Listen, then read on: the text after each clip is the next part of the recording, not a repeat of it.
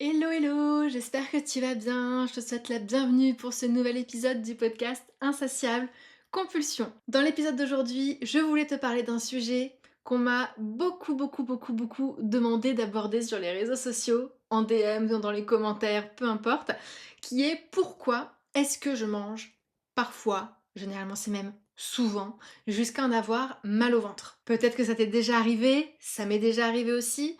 Alors c'est vrai que généralement, ça peut arriver de manière assez ponctuelle, quand on va, par exemple, manger au restaurant, quand on va faire les fêtes de fin d'année. Sauf que, autant ça reste ponctuel, on peut se dire: «Bon, ça va, ça arrive quelques fois dans l'année, c'est pas non plus dramatique». Autant, pour certaines personnes, comme ça a pu être le cas dans mon cas, eh ben, on va avoir cette sensation désagréable d'avoir mal au ventre quasiment à la fin de chacun des repas. Et autant quand c'est ponctuel, bon bah c'est un mauvais moment à passer, mais ça va, on boit une tisane et ça passe. Et encore, des fois il faut quand même quelques repas de jeûne pour s'en remettre. Mais autant ben, quand c'est quelque chose qui est quasi quotidien, et bah, là, pour le coup, c'est très dur à vivre. Au niveau psychologique, franchement, c'est, je pense, un truc qui peut nous mettre plus bas que terre à ce moment-là, parce qu'on n'est pas bien, on est dans une sorte de mal-être physique, psychologique, on culpabilise, on s'en veut d'avoir été jusqu'à avoir mal au ventre et de pas réussir à faire autrement en fait, parce qu'on ne sait pas pourquoi. C'est plus fort que nous, on se dit: «Je suis trop gourmande, faut m'arrêter de manger, je suis trop gourmande, je peux pas me restreindre, je peux». De toute façon, dans tous les cas, je m'en rends même peut-être même pas compte avant d'avoir terminé l'assiette. Et donc, dans ce genre de situation, tu vas peut-être te dire, ben, je vais calculer mes calories, ou je vais suivre un plan alimentaire en mangeant des quantités bien précises, ou m'interdire de me resservir, parce que c'est une manière pour toi de remettre une sorte de cadre sur cette problématique que tu es en train de rencontrer. Mais je vais te rassurer tout de suite, ce n'est pas un problème de gourmandise. C'est pas parce que t'es gourmande. Être gourmande, c'est pas un vilain défaut, hein. En vérité, il va y avoir plusieurs raisons derrière cette sensation désagréable d'avoir mal au ventre. Et ce que je te propose, bah justement, ça va être de décortiquer ça ensemble aujourd'hui. Le sujet t'intéresse? Et bah ça tombe bien, on se retrouve juste après. Bon, alors déjà, on va essayer de voir ce qui se passe dans le corps au moment où tu sens que t'en peux plus, même si ça te paraît quand même logique. Je préfère redire on sait jamais. Comme ça, tu verras un peu les différences qu'il y a au niveau des explications que je peux faire par la suite dans l'épisode. Il faut savoir que quand tu manges, tes aliments, le bol, on appelle ça un bol alimentaire, les aliments qui sont réduits en bouillie par ta bouche, atterrissent dans l'estomac.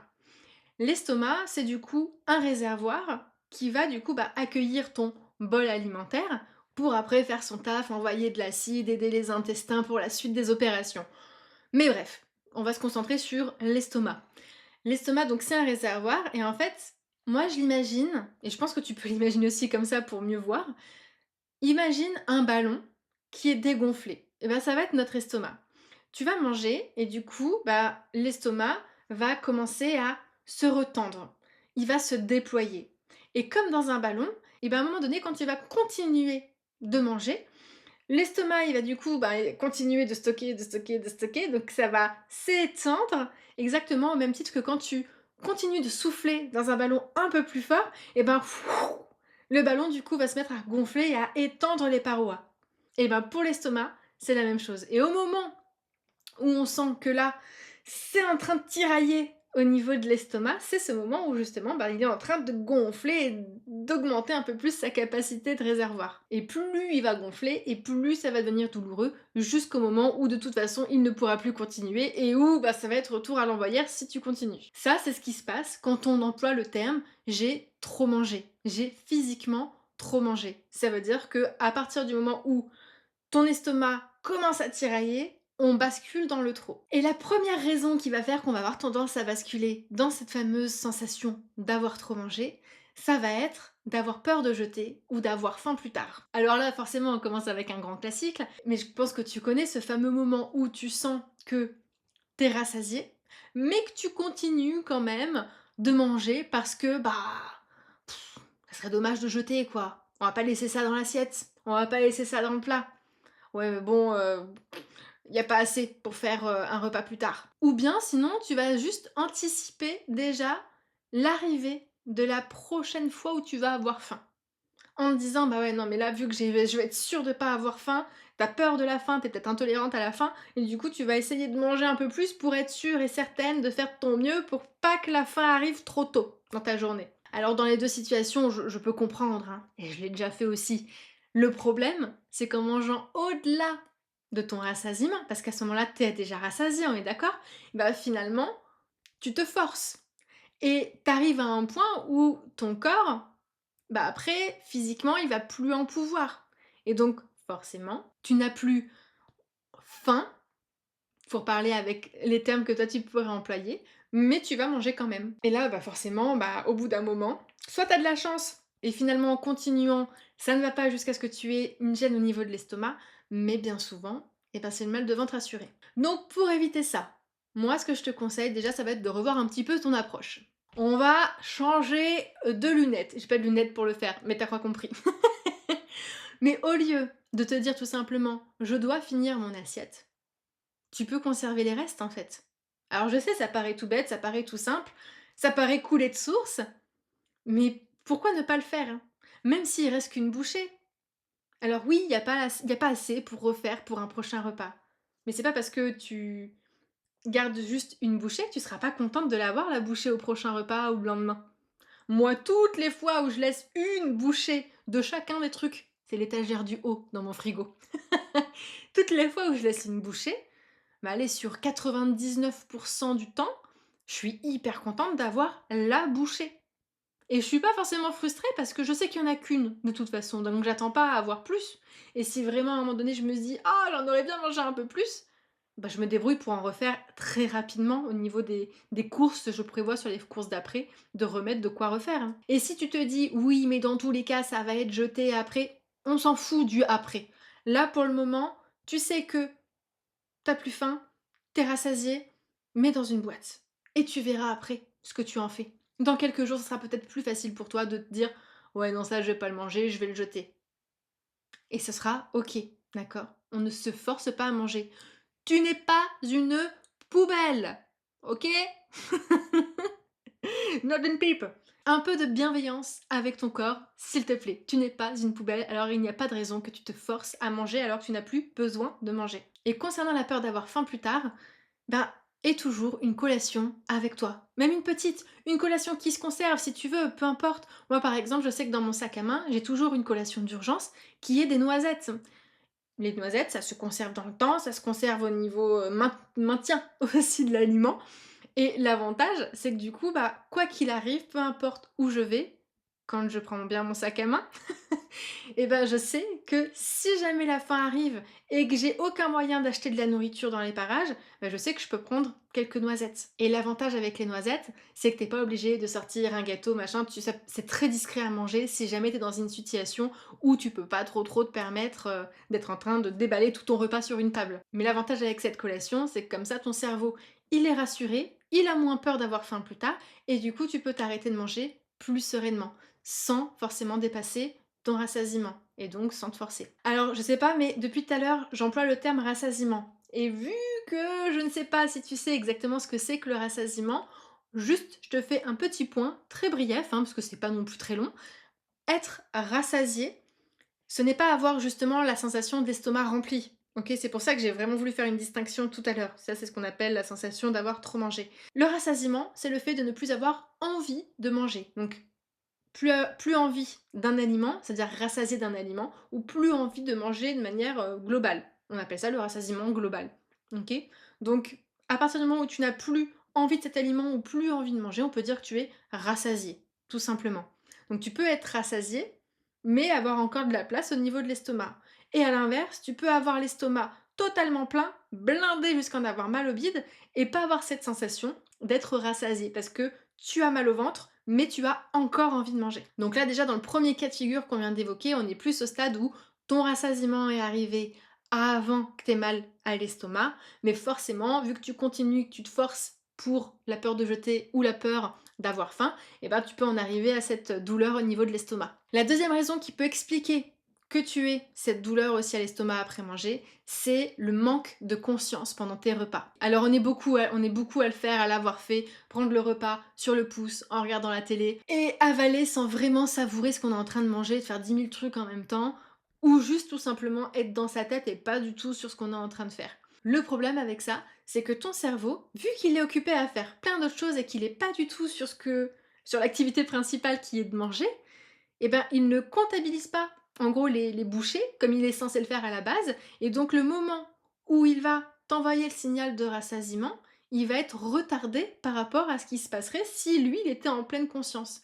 C'est-à-dire qu'au lieu de capter chaque bouchée, il va capter peut-être une bouchée sur 5.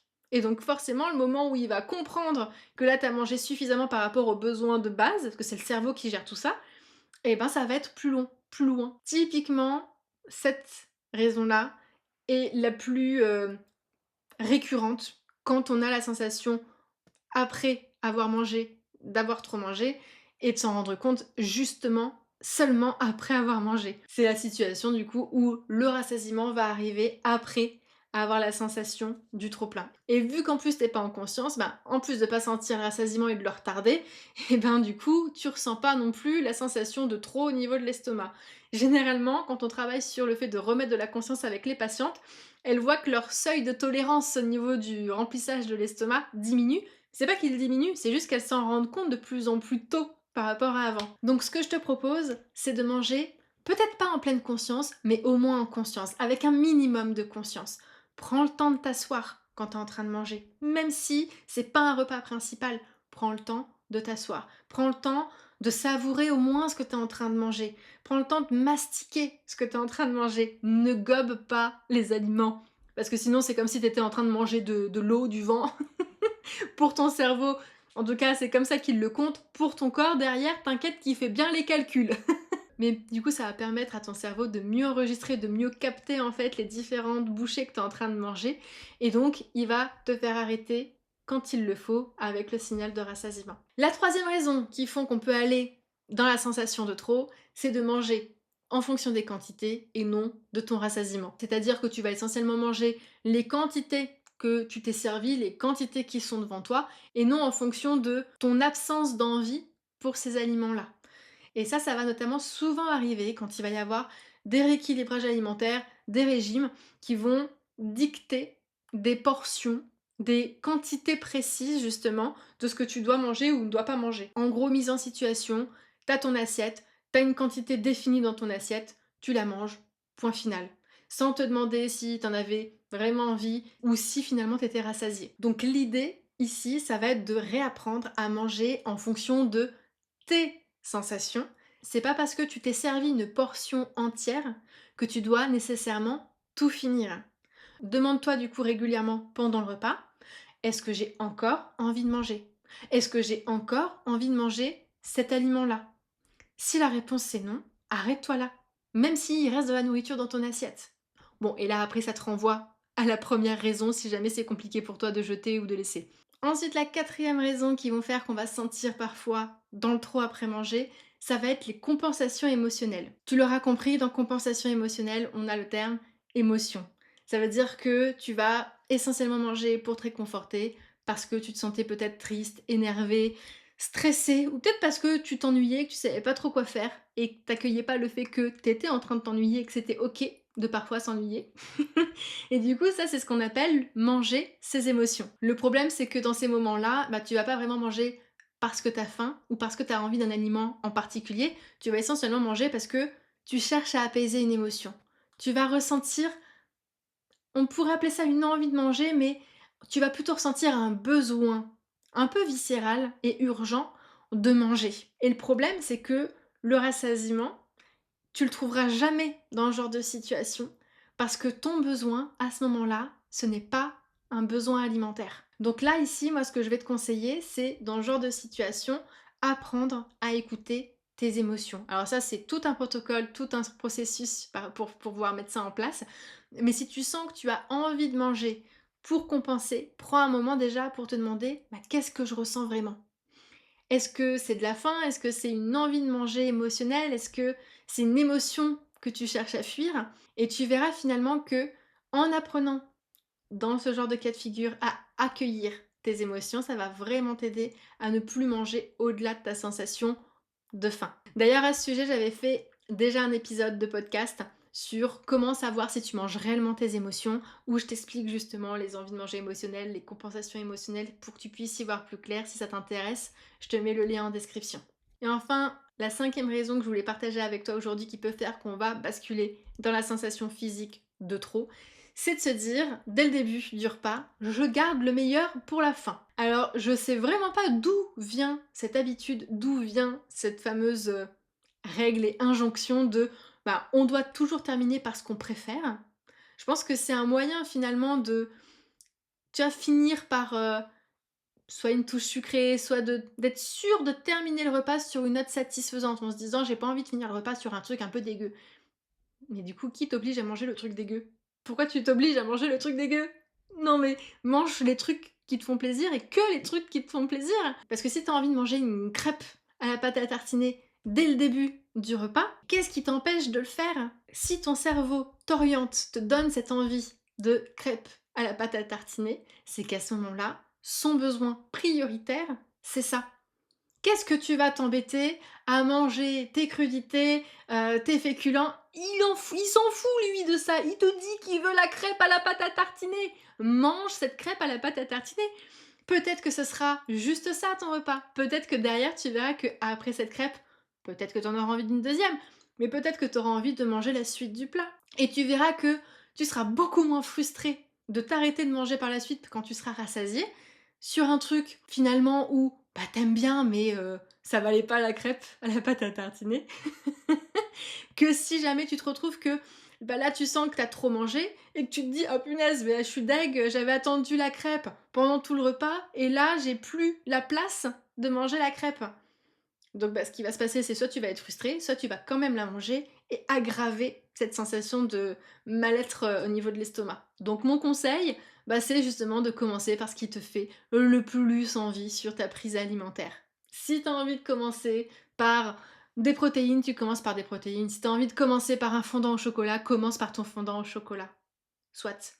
Les enfants savent extrêmement bien le faire, ça. Quand les parents ne viennent pas mettre leur grain de sel dans leur protocole alimentaire. Et c'est pas parce que tu vas commencer à chaque repas parce que tu préfères que tu vas nécessairement toujours commencer par le dessert. Moi, je mets en place justement cette façon de faire, mais c'est très rare que je commence par le dessert. Ça va m'arriver, mais c'est très rare, hein. Et en fonction des jours, en fonction des repas, en fonction de mes envies, soit je vais commencer par les légumes, soit je vais commencer par le féculent, soit je vais commencer par la protéine. Ça va dépendre. Mais simplement, écoute tes envies. Fais confiance à ton corps. S'il t'oriente vers quelque chose, c'est qu'il y a une raison. N'essaye pas de balayer de ça d'un revers de main. Et tu verras que ça va t'éviter finalement de continuer à manger juste pour être sûr d'arriver au moment tant attendu. Bon, ça y est, on a fait le tour sur les principales raisons pour lesquelles tu peux finalement te retrouver à manger jusqu'à en avoir mal au ventre. Comme tu l'as vu, il y a beaucoup de raisons différentes qui n'ont absolument rien à voir avec la simple gourmandise, ok? Du coup, la prochaine fois que tu te sens prête à exploser après un repas, essaye de voir quelle est la raison qui pourrait être la cause là pour savoir plus ou moins sur quoi tu dois travailler en ce moment. Et rappelle-toi de manger en conscience, d'écouter ton corps, tes émotions, en tout cas de les accueillir, et d'être douce avec toi-même. T'es pas une poubelle, je te le rappelle. Parce qu'au final, manger, ça devrait toujours être un plaisir et pas une source de souffrance. Et avoir constamment cette sensation de mal de ventre, ce n'est pas quelque chose, certes d'agréable, mais ce n'est pas quelque chose de sain et de tenable sur la longueur si tu veux vraiment retrouver le plaisir de manger sans avoir cette crainte d'avoir le mal de ventre juste après. Si cet épisode t'a plu du coup, je t'invite à me le faire savoir en mettant une petite note sur la plateforme d'écoute de ton choix. Et puis bien entendu, si tu es sur Apple Podcast, à me laisser un petit commentaire, ça me ferait plaisir. Comme d'hab, je le répète, mais c'est toujours bien de le répéter, ça aide aussi le podcast à se faire connaître, et ça, moi, je vais pas cracher dessus. En tout cas, je te dis à très vite dans un nouvel épisode et en attendant, prends soin de toi et écoute ton corps. Salut!